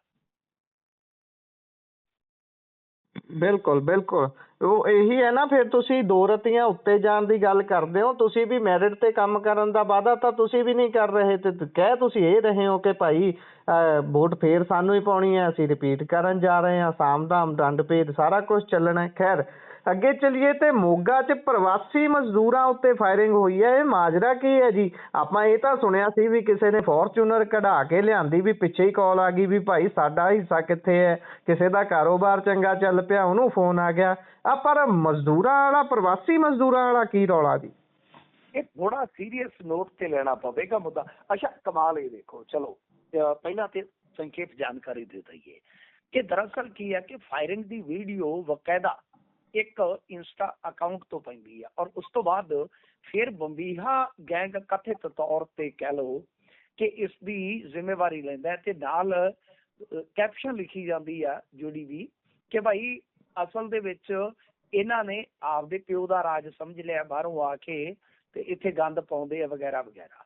ਮਤਲਬ ਸਾਫ਼ ਹੈ, ਸਪਸ਼ਟ ਆ ਕਿ ਇਹ ਇੱਕ ਨਵੀਂ ਕਹਾਣੀ ਚੱਲ ਪਈ ਆ। ਪਹਿਲੀ ਗੱਲ ਕਿ ਸਾਨੂੰ ਇੰਤਜ਼ਾਰ ਕਰਨਾ ਪਵੇਗਾ ਕਿ ਆਫੀਸ਼ੀਅਲੀ ਪੁਲਿਸ ਕਿਸੇ ਗੱਲ ਦੀ ਤਸਦੀਕ ਕਰਦੀ ਹੈ ਕਿ ਨਹੀਂ, ਪਰ ਕਿਉਂਕਿ ਪੰਜਾਬ ਪੁਲਿਸ ਬੜੀ ਇਸ ਮਾਮਲੇ ਦੇ ਵਿੱਚ ਸੰਕੋਚ ਕੇ ਕਦਮ ਚੁੱਕਣ ਵਾਲੀ ਪੁਲਿਸ ਬਣ ਚੁੱਕੀ ਆ, ਤਾਂ ਫਿਰ ਉਹਨਾਂ ਤੋਂ ਉਮੀਦ ਵੀ ਘੱਟ ਕੀਤੀ ਜਾ ਸਕਦੀ ਹੈ। ਨਿਰਵੈਰ _ਸਿੰਘ _607 ਇਸ ਅਕਾਊਂਟ ਤੋਂ ਇਹ ਜਿਹੜਾ ਇੰਸਟਾ ਤੇ ਵੀਡੀਓ ਪੋਸਟ ਕੀਤਾ ਗਿਆ, ਜਿਹਦੇ 'ਚ ਫਾਇਰਿੰਗ ਹੋ ਰਹੀ ਹੈ ਪ੍ਰਵਾਸੀ ਮਜ਼ਦੂਰਾਂ ਤੇ। ਮਤਲਬ ਜਿਵੇਂ ਕੈਨੇਡਾ ਦੇ ਵਿੱਚ ਫਾਇਰਿੰਗ ਕਰਕੇ ਵੀਡੀਓ ਬਣਾ ਕੇ ਪਾਈ ਜਾਂਦੀ ਹੈ, ਬਿਲਕੁਲ ਉਸੇ ਤਰ੍ਹਾਂ ਤੇ ਕੰਮ ਹੋਇਆ। ਤੇ ਇਹ ਘਟਨਾ ਵਾਪਰੀ ਆ ਜੀਰਾ ਰੋਡ ਤੇ ਮੋਗਾ ਦੇ ਵਿੱਚ ਜੀ। ਜਿਹੜੇ ਜ਼ਖਮੀ ਨੇ ਉਹਨਾਂ ਦੀ ਪਛਾਣ ਹੋਈ ਆ ਅਸ਼ੋਕ ਕੁਮਾਰ ਤੇ ਸਬੋਧ ਦੇ ਨਾਮ ਤੋਂ। ਅੱਛਾ, ਇਹ ਪੱਲੇਦਾਰ ਸੀਗੇ ਵਿਚਾਰੇ। ਗੱਲ ਇਹ ਆ ਕਿ ਇਸ ਤੋਂ ਬਾਅਦ ਬੰਬੀਹਾ ਗੈਂਗ ਨੇ ਜਿਹੜੀ ਜ਼ਿੰਮੇਵਾਰੀ ਲਈ ਹੈ ਉਹਦੇ ਵਿੱਚ ਇਹਨਾਂ ਨੇ ਮਤਲਬ ਕਿ ਸਿੱਧਾ ਕਿਹਾ ਕਿ ਇਹ ਆਪਦੀ ਪਿਓ ਦੀ ਜੱਦੀ ਮਲਕੀਅਤ ਸਮਝੀ ਬੈਠੇ ਆ ਤੇ ਇਹ ਲੋਕ ਬਾਹਰੋਂ ਆ ਕੇ ਪੰਜਾਬ ਦਾ ਮਾਹੌਲ ਖਰਾਬ ਕਰਦੇ ਆ ਤੇ ਪੰਜਾਬ ਦੇ ਲੋਕਾਂ ਤੇ ਚੌਧਰ ਕਰਦੇ। ਜਿਵੇਂ ਪਿਛਲੇ ਦਿਨ ਸਭ ਨੇ ਦੇਖਿਆ ਹੋਣਾ ਇਹਨਾਂ ਲੋਕਾਂ ਨੇ ਪੰਜਾਬ ਦੇ ਜਵਾਕਾਂ ਨਾਲ ਕੀ ਸਲੂਕ ਕੀਤਾ, ਪਰ ਇਹਨਾਂ ਲੋਕਾਂ ਤੇ ਕੋਈ ਸਖਤਾਈ ਨਹੀਂ ਹੋਈ ਜੀ। ਨਾ ਬੱਚੇ ਨਾਲ ਦੁਸ਼ਕਰਮ ਕਰਨ ਵਾਲੇ ਦੇ ਪਰਿਵਾਰ ਚੱਕੇ ਗਏ, ਨਾ ਚਾਕੂ ਮਾਰਕੂ ਬੱਚਿਆਂ ਦਾ ਕਤਲ ਕਰਨ ਵਾਲੇ ਦੇ ਪਰਿਵਾਰਾਂ ਤੋਂ ਮੋਟੀ ਰਕਮ ਲਈ ਗਈ। ਅਸੀਂ ਦੱਸਣਾ ਚਾਹੁੰਦੇ ਹਾਂ ਕਿ ਵੈਸੇ ਇਹਨਾਂ ਦੀ ਪੰਜਾਬੀ ਜਿਹੜੀ ਉਹ ਸਹੀ ਨਹੀਂ ਹੁੰਦੀ। ਅਸੀਂ ਦੱਸਣਾ ਚਾਹੁੰਦੇ ਹਾਂ ਕਿ ਇਹ ਪੰਜਾਬ ਦੇ ਉਹਨਾਂ ਸਰਪੰਚਾਂ ਮੈਂਬਰਾਂ ਜਿਹੜੇ ਇਹਨਾਂ ਦੇ ਆਧਾਰ ਕਾਰਡ ਬਣਾ ਕੇ ਵੋਟਾਂ ਖਾਤਰ ਇਹਨਾਂ ਨੂੰ ਰਹਿਣ ਦੀ ਮਨਜ਼ੂਰੀ ਦਿੰਦੇ ਆ, ਆਉਣ ਵਾਲੇ ਸਮੇਂ 'ਚ ਜੇ ਕਿਸੇ ਪਿੰਡ ਜਾਂ ਸ਼ਹਿਰ ਵਿੱਚ ਇਹਨਾਂ ਨੂੰ ਨਾ ਭਜਾਇਆ ਗਿਆ ਤਾਂ ਕੱਲ ਨੂੰ ਅਸੀਂ ਇਹਨਾਂ ਨੂੰ ਤਾਂ ਮਾਰਨਾ ਹੈ। ਅਸੀਂ ਚੌਧਰ ਦੇ ਭੁੱਖੇ ਸਰਪੰਚਾਂ ਮੈਂਬਰਾਂ ਤੇ ਸ਼ਹਿਰਾਂ ਦੇ MC ਦੀ ਲਿਸਟ ਬਣਵਾਵਾਂਗੇ ਤੇ ਕਾਰਵਾਈ ਕਰਾਂਗੇ। ਦੇਖਦੇ ਆ ਰੇਪ ਕਰਨ ਵਾਲੇ ਭਈਆਂ ਦੀਆਂ ਲੱਤਾਂ 'ਚ ਕਿੰਨੀ ਕੁ ਜਾਨ ਹੈ। ਮਤਲਬ ਕਿ ਕੁਛ ਇਸ ਤਰ੍ਹਾਂ ਲਿਖਿਆ ਗਿਆ। ਠੀਕ ਹੈ ਜੀ। ਹੁਣ ਤੁਸੀਂ ਇਸ ਮਾਮਲੇ ਨੂੰ ਸਪਸ਼ਟ ਤੌਰ ਤੇ ਸਮਝ ਗਏ ਹੋਵੋਗੇ ਕਿ ਇਹ ਜੇ ਕਥਿਤ ਪੋਸਟ ਸਹੀ ਆ, ਕੱਲ ਨੂੰ ਜਾਂਚ ਪੜਤਾਲ ਤੋਂ ਬਾਅਦ ਪਾਈ ਜਾਂਦੀ ਆ, ਤਾਂ ਫਿਰ ਇਹ ਬੜੀ ਕਹਾਣੀ ਕਹਿ ਲਓ ਕਿ ਆਉਣ ਵਾਲੇ ਸਮੇਂ ਦੇ ਵਿੱਚ ਜੋ ਆਪਾਂ ਸਮਝ ਕੇ ਚੱਲ ਰਹੇ ਸੀ, ਸੋਚ ਕੇ ਚੱਲ ਰਹੇ ਸੀ ਕਿ ਆਉਣ ਵਾਲੇ ਦਿਨਾਂ ਦੇ ਵਿੱਚ ਉਧਰ ਨੂੰ ਤੁਰ ਸਕਦੀ ਆ। ਕਿਉਂਕਿ ਜਿਹੜੀ ਇੱਥੇ ਦੀ ਪੋਲਰਾਈਜੇਸ਼ਨ ਦੀ ਕੋਈ ਸੰਭਾਵੀ ਗੱਲ ਚੱਲਦੀ ਆ ਤਾਂ ਉਹ ਇਹੋ ਆ ਕਿ ਇੱਥੇ ਹਿੰਦੂ ਸਿੱਖ ਤੇ ਨਹੀਂ ਹੋ ਸਕਦਾ, ਬਟ ਪੰਜਾਬੀ ਤੇ ਪ੍ਰਵਾਸੀ ਉਹ ਗੋਲਬੰਦੀ ਭਾਜਪਾ ਦੇ ਹੱਕ ਦੇ ਵਿੱਚ ਹੋ ਸਕਦੀ ਆ। ਕੀ ਇਸ ਤਰ੍ਹਾਂ ਦਾ ਮਾਹੌਲ ਅਸੀਂ ਆਉਣ ਵਾਲੇ ਸਮੇਂ ਦੇ ਵਿੱਚ ਵੇਖਾਂਗੇ? ਇੱਕ ਵੱਡਾ ਸਵਾਲ ਆ। ਤੇ ਦੂਜੀ ਗੱਲ ਆ ਜਾਂਦੀ ਹੈ ਲਾਅ ਐਂਡ ਆਰਡਰ ਦੇ ਲਿਹਾਜ਼ ਨਾਲ। ਹੁਣ ਤੁਸੀਂ ਮੈਨੂੰ ਦੱਸੋ ਕਿ ਇਹਨਾਂ ਨੇ ਤੇ ਆਪਰੇਸ਼ਨ ਆ ਜਿਹੜਾ ਕੀ ਸ਼ੁਰੂ ਕਰਦੇ ਪ੍ਰਹਾਰ। ਪਹਿਲੀ ਗੱਲ, ਪ੍ਰਹਾਰ ਪੰਜਾਬੀ ਦਾ ਸ਼ਬਦ ਨਹੀਂ ਹੈਗਾ ਜੀ। ਇਹਨਾਂ ਨੇ ਪ੍ਰਹਾਰ 2 ਸ਼ੁਰੂ ਕੀਤਾ ਹੋਇਆ, 2.0 ਉਹੀ ਸ਼ੁਰੂ ਕੀਤਾ ਹੈ ਨਾ, ਜੇ ਮੈਂ ਗਲਤ ਨਹੀਂ ਜੀ। ਇੰਨੀ ਇਹਨਾਂ ਨੇ ਪੁਲਿਸ ਲਾਈ ਹੋਈ ਆ, ਸੈਂਕੜੇ ਬੰਦੇ ਇਹਨਾਂ ਨੇ ਪਹਿਲਾਂ ਫੜੇ, ਤੰਗ ਕੀਤੇ, ਫਿਰ ਛੱਡੇ। ਉਹ ਮਤਲਬ ਕਿ ਜਿਹੜੇ ਵਿਚਾਰੇ ਗੈਂਗਸਟਰਾਂ ਦੇ ਗਾਂ ਰਿਸ਼ਤੇਦਾਰ ਵੀ ਸੀ ਉਹਨਾਂ ਨੂੰ ਵੀ ਚੁੱਕ ਕੇ ਇਹਨਾਂ ਨੇ ਖੱਜਲ ਕੀਤਾ। ਠੀਕ ਹੈ ਨਾ। ਪਰ ਗੱਲ ਇਹ ਆ ਕਿ ਉਸੇ ਦਰਮਿਆਨ ਜਦੋਂ ਤੁਹਾਡਾ ਪ੍ਰਹਾਰ ਚੱਲ ਰਿਹਾ, ਹਮਲਾ ਚੱਲ ਰਿਹਾ ਜੀ, ਉਸੇ ਦਰਮਿਆਨ ਏਦਾਂ ਦੀਆਂ ਘਟਨਾਵਾਂ ਵਾਪਰਨੀਆਂ, ਇਹਨੂੰ ਕੀ ਕਹੋਗੇ? ਇਹ ਬੜਾ ਵੱਡਾ ਵਿਸ਼ਾ ਹੈ ਕਿ ਚਲੋ ਠੀਕ ਹੈ, ਕ੍ਰਾਈਮ ਕਿਤੇ ਵੀ ਜ਼ੀਰੋ ਨਹੀਂ ਹੁੰਦਾ, ਆਪਾਂ ਮੰਨ ਲੈਂਦੇ ਹਾਂ, ਇਸ ਗੱਲ ਨੂੰ ਮੰਨ ਲੈਂਦੇ ਹਾਂ, ਪਰੰਤੂ ਤੁਹਾਡੇ ਪ੍ਰਹਾਰ ਚੱਲਦੇ ਦੇ ਵਿੱਚ ਇਸ ਤਰ੍ਹਾਂ ਨਾ ਸਿਰਫ ਫਾਇਰਿੰਗ ਹੁੰਦੀ ਆ ਬਲਕਿ ਵੀਡੀਓ ਬਣਦੀ ਆ ਔਰ ਸਿੱਧੀ ਜ਼ਿੰਮੇਵਾਰੀ ਲਈ ਜਾਂਦੀ ਹੈ ਤੇ ਚੇਤਾਵਨੀ ਵੀ ਦਿੱਤੀ ਜਾ ਰਹੀ ਆ ਕਿ ਅਸੀਂ ਪੰਚ ਸਰਪੰਚ ਵੀ ਮਾਰਾਂਗੇ, ਬਿਲਕੁਲ ਅਸੀਂ ਇਹਨਾਂ ਨੂੰ ਵੀ ਮਾਰਾਂਗੇ। ਮਤਲਬ ਕਿ ਇਹ ਸਿੱਧੇ ਤੌਰ ਤੇ ਸਟੇਟ ਨੂੰ ਚੈਲੰਜ ਆ ਕਿ ਬਈ ਜਾਂ ਤਾਂ ਇਹਨਾਂ ਨੂੰ ਜਿਹੜੇ ਪ੍ਰਵਾਸੀ ਨੇ ਜਾਂ ਪੂਰਬੀਏ ਨੇ, ਜਾਂ ਤਾਂ ਇਹਨਾਂ ਨੂੰ ਕੱਢੋ ਤੇ ਜਾਂ ਅਸੀਂ ਨਹੀਂ ਛੱਡਾਂਗੇ। ਇਹ ਬਹੁਤ ਵੱਡੀ ਗੱਲ ਹੈ ਜੀ। ਇਸ ਤੋਂ ਅੱਗੇ ਜੇਕਰ ਆਪਾਂ ਵਧੀਆ ਗੱਲ ਅਗਲੀ ਖਬਰ ਦੀ ਕਰੀਏ। ਹੈਲੋ ਜੀ ਜੀ ਜੀ, ਜੇਕਰ ਅੱਗੇ ਵਧੀਏ ਤਾਂ ਉਧਰ ਦਵਿੰਦਰਪਾਲ ਸਿੰਘ ਭੁੱਲਰ ਦੀ ਰਿਹਾਈ ਨੂੰ ਨਾ ਹੋ ਗਈ ਹੈ ਇੱਕ ਵਾਰ ਮੁੜ ਤੋਂ। ਇਹ ਬਹੁਤ ਲੰਬਾ ਸਮਾਂ ਹੋ ਗਿਆ, ਹੁਣ ਤਾਂ ਫੈਸਲਾ ਕਿਉਂ ਨਹੀਂ ਆ ਰਿਹਾ ਕੋਈ? ਨਹੀਂ, ਦੇਖੋ ਗੱਲ ਇਹ ਆ ਕਿ ਬਈ ਜਿਹੜੀ ਅਸਲ ਕਹਾਣੀ ਆ ਉਹ ਤੇ ਇਹ ਆ ਕਿ ਯੈਸ ਹੁੰਦੀ ਜੇ ਸਿਰਫ ਤੇ ਸਿਰਫ ਆ ਜਿਹੜੇ ਬਾਬੇ ਆ ਜਿਨ੍ਹਾਂ ਦੇ ਕੋਲ ਵੋਟਾਂ ਨੇ ਤੇ ਜਿਹੜੇ ਭਾਵੇਂ ਬਲਾਤਕਾਰੀ ਹੋ ਜਾਣ, ਇਹਨਾਂ ਨੂੰ ਯੈਸ ਹੁੰਦੀ ਆ ਆਸਾਰਾਂ ਵਰਗਿਆਂ ਨੂੰ। ਹੋਰ ਇਹੋ ਜਿਹੇ ਬੰਦਿਆਂ ਨੂੰ ਯੈਸ ਹੁੰਦੀ ਆ, ਦੂਜਿਆਂ ਨੂੰ ਨਾ ਹੀ ਹੁੰਦੀ ਆ। ਹੁਣ ਤੁਸੀਂ ਦਵਿੰਦਰਪਾਲ ਸਿੰਘ ਭੁੱਲਰ ਦਾ ਮਾਮਲਾ ਜੇ ਵੇਖੋਗੇ, ਸਜ਼ਾ ਸਮੀਖਿਆ ਬੋਰਡ ਨੇ ਮਤਲਬ ਕਿ ਇਹ ਜਿਹੜੀ ਚਾਰਾਜੋਈ ਸੀ ਰੱਦ ਕਰ ਦਿੱਤੀ। ਹੁਣ ਸਜ਼ਾ ਸਮੀਖਿਆ ਬੋਰਡ ਅੱਗੇ ਤੇ ਕਹਿ ਦਿੰਦੇ ਸੀਗੇ ਕਿ ਆਮ ਆਦਮੀ ਪਾਰਟੀ ਦੇ ਕੋਲ ਆ, ਤੇ ਮਤਲਬ ਵੈਸੇ ਸਜ਼ਾ ਸਮੀਖਿਆ ਬੋਰਡ ਬਾਰੇ ਬਹੁਤਿਆਂ ਨੂੰ ਨਹੀਂ ਪਤਾ ਹੋਏਗਾ ਕਿ ਇੱਕ ਕੰਪੋਜੀਸ਼ਨ ਹੁੰਦੀ ਆ ਜਿਹਦੇ ਵਿੱਚ ਕਈ ਕਿਸਮ ਦੇ, ਯਾਨੀ ਜੇਲ੍ਹ ਮੰਤਰੀ ਬਹਿ ਗਿਆ ਜਾਂ ਕੁਝ ਹੋਰ ਵੀ ਬੰਦੇ ਜਿਹੜੇ ਹੁੰਦੇ ਕਾਨੂੰਨੀ ਤੌਰ ਤੇ ਉਹ ਸਮਰੱਥ ਉਹ ਬਹਿੰਦੇ ਆ। ਕਹਿਣ ਦਾ ਮਤਲਬ ਕਿ ਹੁਣ ਤੇ ਉੱਥੇ ਦੀ ਸਰਕਾਰ ਜਿਹੜੀ ਕੇਂਦਰ ਦੀ ਹੈ ਜਾਂ ਅੱਧ ਪਚੱਧ ਸੂਬਾ ਹੈ ਜਿਹੜਾ, ਉਹਦੀ ਸਰਕਾਰ ਭਾਜਪਾ ਦੀ ਹੈ। ਜੇ ਭਾਜਪਾ ਚਾਹੇ, ਉਹਦੇ ਖਾਸ ਤੌਰ ਤੇ ਵੱਡੇ ਨੇਤਾ ਚਾਹੁਣ ਤੇ ਉਹ ਸਾਰਾ ਕੁਝ ਹੋ ਸਕਦਾ ਸੀ। ਪਰ ਸਜ਼ਾ ਸਮੀਖਿਆ ਬੋਰਡ ਦੇ ਵਿੱਚੋਂ ਇੱਕ ਵਾਰੀ ਫਿਰ ਦਵਿੰਦਰਪਾਲ ਸਿੰਘ ਭੁੱਲਰ ਦੀ ਜਿਹੜੀ ਇਹ ਸੀਗੀ ਪਟੀਸ਼ਨ ਜਾਂ ਕਹਿ ਲਓ ਕਿ ਸਜ਼ਾ ਦੀ ਅਪੀਲ, ਉਹ ਤੇ ਰੱਦ ਹੋ ਗਈ ਹੈ, ਰਿਜੈਕਟ ਹੋ ਗਈ ਹੈ। ਇਹ ਆਪਣੇ ਆਪ ਦੇ ਵਿੱਚ ਬਹੁਤ ਹੀ ਹੈਰਾਨੀ ਵਾਲੀ ਗੱਲ ਆ, ਕਿਉਂਕਿ ਹਾਲੇ ਵੀ ਚਲੋ ਅਗਲੀ ਤਰੀਕ ਇਹਨਾਂ ਨੇ 23 ਫਰਵਰੀ ਤੇ ਪਾਈ ਆ, ਪਰ ਹੈਰਾਨੀ ਵਾਲੀ ਗੱਲ ਇਸ ਤਰ੍ਹਾਂ ਦੀ ਆ ਕਿ ਦਵਿੰਦਰਪਾਲ ਸਿੰਘ ਭੁੱਲਰ ਦਾ ਮਾਮਲਾ ਬਿਲਕੁਲ ਵੱਖਰਾ ਹੈ। ਤੇ ਵੈਸੇ ਮੈਨੂੰ ਬੜੀ ਉਮੀਦ ਸੀ ਕਿ ਜੇ ਭਾਜਪਾ ਚਾਹੇਗੀ ਤਾਂ 2 ਰਿਹਾਈਆਂ, 2 ਨਹੀਂ 3 ਰਿਹਾਈਆਂ ਮੰਨਦਾ ਮੈਂ, 3 ਚੋਂ ਪਤਾ ਨਹੀਂ ਕਿੰਨੇ ਕੁ ਹੋ ਸਕਦੇ ਸੀ, ਕਿ 3 ਬੰਦਿਆਂ ਨੂੰ ਰਿਹਾਈ ਦਿੱਤੀ ਜਾ ਸਕਦੀ ਪੱਕੇ ਤੌਰ ਤੇ। ਉਹ ਬਲਵੰਤ ਸਿੰਘ ਰਾਜੋਆਣਾ, ਗੁਰਦੀਪ ਸਿੰਘ ਖੇੜਾ ਤੇ ਦਵਿੰਦਰਪਾਲ ਸਿੰਘ ਭੁੱਲਰ ਹੋਰਾਂ ਨੂੰ ਤਾਂ ਮੈਂ ਪਹਿਲੇ ਨੰਬਰ ਤੇ ਰੱਖਦਾ। ਕਿਉਂ? ਕਿਉਂਕਿ ਲੰਮੀ ਕੈਦ, ਲੰਮੀ ਫਾਂਸੀ ਚੱਕੀ ਦੀ ਕੈਦ, ਤੇ ਖਾਸ ਤੌਰ ਤੇ ਇਹਨਾਂ ਦਾ ਕੇਸ ਵੀ ਇਸ ਤਰ੍ਹਾਂ ਬੰਨਿਆ ਗਿਆ ਕਿ ਗੱਲ ਹੀ ਛੱਡ ਦਿਓ। ਬੜਾ, ਜੇ ਤੁਸੀਂ ਵੇਖੋਗੇ ਸਾਰੇ ਕੇਸ ਨੂੰ ਸਟੱਡੀ ਕਰੋਗੇ ਤੇ ਫਿਰ ਤੁਹਾਨੂੰ ਪਤਾ ਲੱਗੇਗਾ। ਫਿਰ ਮਾਨਸਿਕ ਤੌਰ ਤੇ ਉਹਨਾਂ ਦਾ ਸਾਲਾਂ ਤੋਂ ਇਲਾਜ ਚੱਲ ਰਿਹਾ ਜੀ। ਖੈਰ, ਇੱਕੋ ਇੱਕ ਬੰਦਾ ਵਿਰੋਧ ਕਰਦਾ, ਉਹ ਹੈਗਾ ਬਿੱਟਾ। ਇਸ ਤੋਂ ਇਲਾਵਾ ਕੋਈ ਬੰਦਾ ਵਿਰੋਧ ਨਹੀਂ ਕਰਦਾ। ਚਲੋ ਗੱਲ ਇਹ ਆ ਕਿ ਜੇ ਆਪਾਂ ਦੇਖੀਏ ਤਾਂ ਬਈ ਜ਼ਿੰਦਗੀ ਦਾ ਇੱਕ ਹਿੱਸਾ ਮੇਰਾ ਮੰਨਣਾ ਹੈ ਕਿ ਚਲੋ ਕਿਸੇ ਨੂੰ ਤੁਸੀਂ ਮੰਨਦੇ ਹੋ ਕਿ ਇਹਨੇ ਜ਼ੁਲਮ ਕੀਤਾ ਹੈ, ਮੰਨ ਲਓ ਉਹਦੇ ਤੇ ਦੋਸ਼ ਸਿੱਧੀ ਹੋ ਗਈ, ਉਹਨੇ ਕ੍ਰਾਈਮ ਕੀਤਾ ਹੈ, ਪਰ ਯਾਰ ਇੰਨਾ ਸਾਲ ਬਿਤਾਉਣ ਦੇ ਬਾਅਦ ਜਦੋਂ ਮਾਨਸਿਕ ਤੌਰ ਤੇ ਜਾਂ ਸਰੀਰਕ ਤੌਰ ਤੇ ਠੀਕ ਨਹੀਂ ਹੈ, ਤਾਂ ਮੈਨੂੰ ਲੱਗਦਾ ਕਿ ਇਨਸਾਨੀ ਤੌਰ ਤੇ ਰਹਿਮ ਇੰਨਾ ਕਿਤੇ ਆਪਦੇ ਆਪ ਹੀ ਕਰ ਲਓ। ਬਿੱਟੇ ਵਰਗਿਆਂ ਨੂੰ ਕਹਿ ਰਿਹਾ ਮੈਂ, ਤੁਸੀਂ ਵੀ ਇਨਸਾਨ ਹੋ, ਕਿ ਜ਼ਿੰਦਗੀ ਦਾ ਇੱਕ ਹਿੱਸਾ ਤੇ ਉਹਨਾਂ ਨੂੰ ਯਾਰ ਖੁੱਲ ਕੇ ਜੀ ਲੈਣ ਦਿਓ ਜੀ। ਜ਼ਿੰਦਗੀ ਦਾ ਇੱਕ ਹਿੱਸਾ ਇਨਸਾਨੀ ਪੱਖ ਤੋਂ ਹੀ, ਕਿਉਂਕਿ ਆਮ ਬੰਦਾ ਮਰੇ ਤੇ ਉਮਰ ਕੈਦ ਇੰਨੀ ਕੋਈ ਕੱਟਦੇ ਆ ਬੰਦੇ, 8 ਸਾਲ 10 ਸਾਲ 12 ਸਾਲ 14 ਸਾਲ ਕੱਟ ਕੇ ਬਾਹਰ ਆ ਜਾਂਦੇ ਆ ਜੀ। ਇਹਨਾਂ ਨੇ ਤੇ ਇੰਨੀ ਮਤਲਬ ਕਿ ਫਾਂਸੀ ਚੱਕੀਆਂ ਦੀ ਕੈਦ ਕੱਟੀ ਹੋਈ ਆ। ਬਿਲਕੁਲ ਪਤਾ ਨਹੀਂ ਕਿਉਂ ਇਹਨਾਂ ਦੇ ਹਿਰਦੇ ਜਿਹੜੇ ਆ ਉਹ ਬਿਲਕੁਲ ਪੱਥਰ ਹੋ ਗਏ ਨੇ।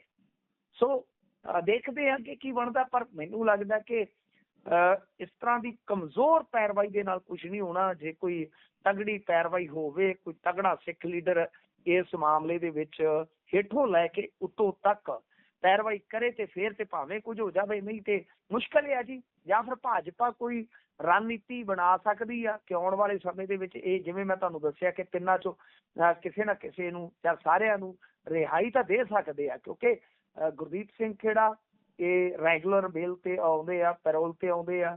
ਦਵਿੰਦਰਪਾਲ ਸਿੰਘ ਭੁੱਲਰ ਇਹ ਤੁਹਾਨੂੰ ਪਤਾ ਹੀ ਆ, ਇਹਨਾਂ ਦੀ ਸਥਿਤੀ ਤੇ ਆਪਾਂ ਦੱਸ ਚੁੱਕੇ ਆ। ਤੇ ਰਾਜੋਆਣਾ ਦੀ ਵੀ ਵਿਚਾਰਧਾਰਾ ਜਾਂ ਰਾਜੋਆਣਾ ਦਾ ਜਿਹੜਾ ਅੱਗੇ ਵੀ ਤੁਸੀਂ ਦੇਖਿਆ ਕਿ ਬਾਹਰ ਅੰਦਰ ਆਉਣਾ, ਬਿਆਨਬਾਜ਼ੀ, ਉਹ ਸਾਰਾ ਕੁਝ ਇਸ ਤਰ੍ਹਾਂ ਦਾ ਹੈ ਕਿ ਕਿਤੇ ਨਾ ਕਿਤੇ ਸਟੇਟ ਜਿਹੜੀ ਆ ਕੁਝ ਸ਼ਰਤਾਂ ਰੱਖ ਕੇ ਰਿਹਾਈ ਦੇ ਸਕਦੀ ਆ। ਉਹ ਖੈਰ ਦੇਖਦੇ ਆ, ਪਰ ਬਹੁਤ ਬਹੁਤ ਮੁਸ਼ਕਲ ਹੋ ਗਿਆ ਦਵਿੰਦਰਪਾਲ ਸਿੰਘ ਭੁੱਲਰ ਜਿਹੜੇ ਕਿ ਸਜ਼ਾ ਸਮੀਖਿਆ ਬੋਰਡ ਦੀ ਇਹ ਉਡੀਕ ਰਹੇ ਸੀ ਚਾਰਾਜੋਈ ਨੂੰ, ਉਹਦੇ ਵਿੱਚ ਨਕਾਰਾਤਮਕ ਤੌਰ ਤੇ ਫੈਸਲਾ ਆ ਗਿਆ ਜੀ। ਅੱਗੇ ਵਧੀਏ ਤਾਂ ਉਧਰ ਪੰਜਾਬ ਪੁਲਿਸ ਦੇ KSI ਨੇ ਖਾਸਾ ਚੰਨ ਚੜਾਤਾ ਜੀ। ਇਹਦਾ ਨਾਮ ਸੀ ਧੰਨਾ ਸਿੰਘ।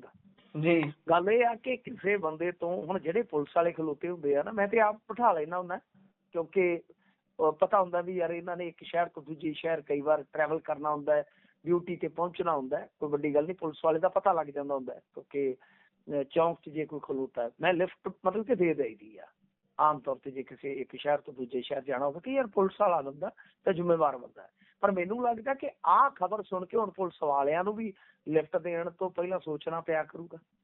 ਉਦਾਂ ਹੀ ਪਤਾ ਨਹੀਂ ਵੀ ਭਾਵੇਂ ਵੈਸੇ, ਕਿਉਂਕਿ ਇੱਥੇ ਕਿਹੜਾ ਕੋਈ ਸਖਤਾਈ ਆ, ਉਦਾਂ ਵੀ ਕੋਈ ਲੁਟੇਰਾ ਪਾ ਕੇ ਵਰਦੀ ਖਲੋ ਜਾਵੇ, ਸਾਨੂੰ ਕੀ ਪਤਾ। ਤੇ ਗੱਲ ਇਹ ਆ ਕਿ ਇਹ ਜਿਹੜਾ ਧੰਨਾ ਸੀ ਉਹ ਸੀ ਲਿਫਟ ਲੈ ਕੇ ਤੇ ਵਿੱਚ ਬਹਿ ਗਿਆ। ਕਾਰ ਦੇ ਗੁਰਪ੍ਰੀਤ ਸਿੰਘ ਨਾਂ ਦਾ ਵਿਅਕਤੀ ਸੀ, ਫਿਰ ਮੁੜ ਕੇ ਉਹਦੇ ਨਾਲ ਉਹਨੂੰ ਮਾਰੀਆਂ 2 ਤੇ ਉਹਦੀ ਕਾਰ ਲੈ ਗਿਆ, ਤੇ ਕਾਰ ਦੇ ਵਿੱਚ ਹੀ ਪਿਸਟਲ ਸੀ, ਡੈਸ਼ਬੋਰਡ 'ਚ ਉਹ ਕੱਢ ਲਿਆ ਤੇ ਗਾਂਹ ਜਾ ਕੇ ਉਸੇ ਹੀ ਪਿਸਟਲ ਨੂੰ ਲਹਿਰਾ ਕੇ ਠਾ ਠਾ ਠਾ ਕਰਦਾ ਨਜ਼ਰ ਆਉਂਦਾ। ਵੀਡੀਓ ਬਣ ਰਹੀ, ਔਰ ਕਮਾਲ ਦੀ ਗੱਲ ਹੈ ਕਿ ਉਸੇ ਸੜਕ ਤੇ ਆ ਕੇ ਉਹ ਹੋਰ ਗੱਡੀਆਂ ਨੂੰ ਰੋਕਦਾ। ਜਿਹੜਾ ਪਰਲੇ ਪਾਸਿਓਂ ਵੀਡੀਓ ਬਣਾ ਰਿਹਾ ਸੀ ਉਹਨੇ ਡਰਾਈਵਰਾਂ ਨੂੰ ਰੌਲਾ ਪਾਉਣਾ ਸ਼ੁਰੂ ਕਰ ਦਿੱਤਾ, ਉਹਨੇ ਠੋਕ ਦੂ ਤੁਹਾਨੂੰ, ਇਹ ਨਿਕਲ ਜਾਓ ਬਹਿ ਕੇ। ਹੁਣ ਜਿਹੜੇ ਉੱਥੋਂ ਦੇ, ਇਹ ਮਾਨਸਾ ਜ਼ਿਲ੍ਹੇ ਦੇ ਇੱਕ ਚੌਂਕੀਦਾਰ ਸੀਗਾ, ਉੱਥੋਂ ਦੇ ਜਿਹੜੇ DSP ਆ ਉਹ ਕਹਿੰਦੇ ਆ ਵੀ ਧੰਨਾ ਸਿੰਘ ਜਿਹੜਾ ਪੁਲਿਸ ਦੀ ਧੰਨ ਕਰਾ ਗਿਆ, ਇਹਨੂੰ ਗ੍ਰਿਫਤਾਰ ਕਰਾਂਗੇ, ਜਲਦੀ ਫੜਾਂਗੇ। ਪਰ ਤੁਸੀਂ ਵੇਖੋ ਕਿ ਕਿੱਡੀ ਸ਼ਰਮਨਾਕ ਗੱਲ ਆ, ਕਿੱਡੀ ਸ਼ਰਮਨਾਕ ਗੱਲ ਆ ਕਿ ਇੱਕ ਥਾਣੇਦਾਰ ਨੂੰ ਕਿਸੇ ਆਮ ਸ਼ਹਿਰੀ ਨੇ, ਜਿਵੇਂ ਮੈਂ ਆਪਦੀ ਗੱਲ ਕਰਦਾ ਹੁੰਦਾ ਕਿ ਕਈ ਵਾਰ ਬੰਦੇ ਦੀ ਸੋਚ ਹੁੰਦੀ ਹੈ ਇਸ ਤਰ੍ਹਾਂ ਦੀ ਕਿ ਉਹਨੇ ਭਲਾ ਕੀਤਾ ਤੇ ਵੇਖੋ ਇਹਨੇ ਕਿਹੜਾ ਚੰਨ ਚੜਾ ਦਿੱਤਾ ਧੰਨੇ ਨੇ। ਬਿਲਕੁਲ ਬਿਲਕੁਲ। ਉਧਰ ਪੁਲਿਸ ਨੇ ਫਰਜ਼ੀ ਮੌਲਵੀ ਫੜ ਲਿਆ ਜੀ। ਦੇਖੋ ਅੱਗੇ ਇਹ ਤੇ ਲਫ਼ਜ਼ ਹਾਦ ਦਾ ਚੱਕਰ ਚਲਾਉਂਦੇ ਹੁੰਦੇ ਆ ਨਾ ਕਿ ਫਲਾਣਾ ਜੀ ਉਹ ਆਪਦਾ ਨਾਂ ਬਦਲ ਕੇ ਏਦਾਂ ਜੀ ਤੇ ਓਦਾਂ ਜੀ। ਵੈਸੇ ਜੇ ਆਪਾਂ ਗੱਲ ਕਰੀਏ ਤਾਂ ਬਈ ਇਹ ਕੋਈ ਵੀ ਜਿਹੜਾ ਏਦਾਂ ਦਾ ਬੰਦਾ ਹੁੰਦਾ ਹੈ ਨਾ ਉਹ ਕਰ ਸਕਦਾ, ਉਹਦੇ ਚ ਧਰਮ ਦਾ ਕੋਈ ਮੈਟਰ ਨਹੀਂ ਹੁੰਦਾ।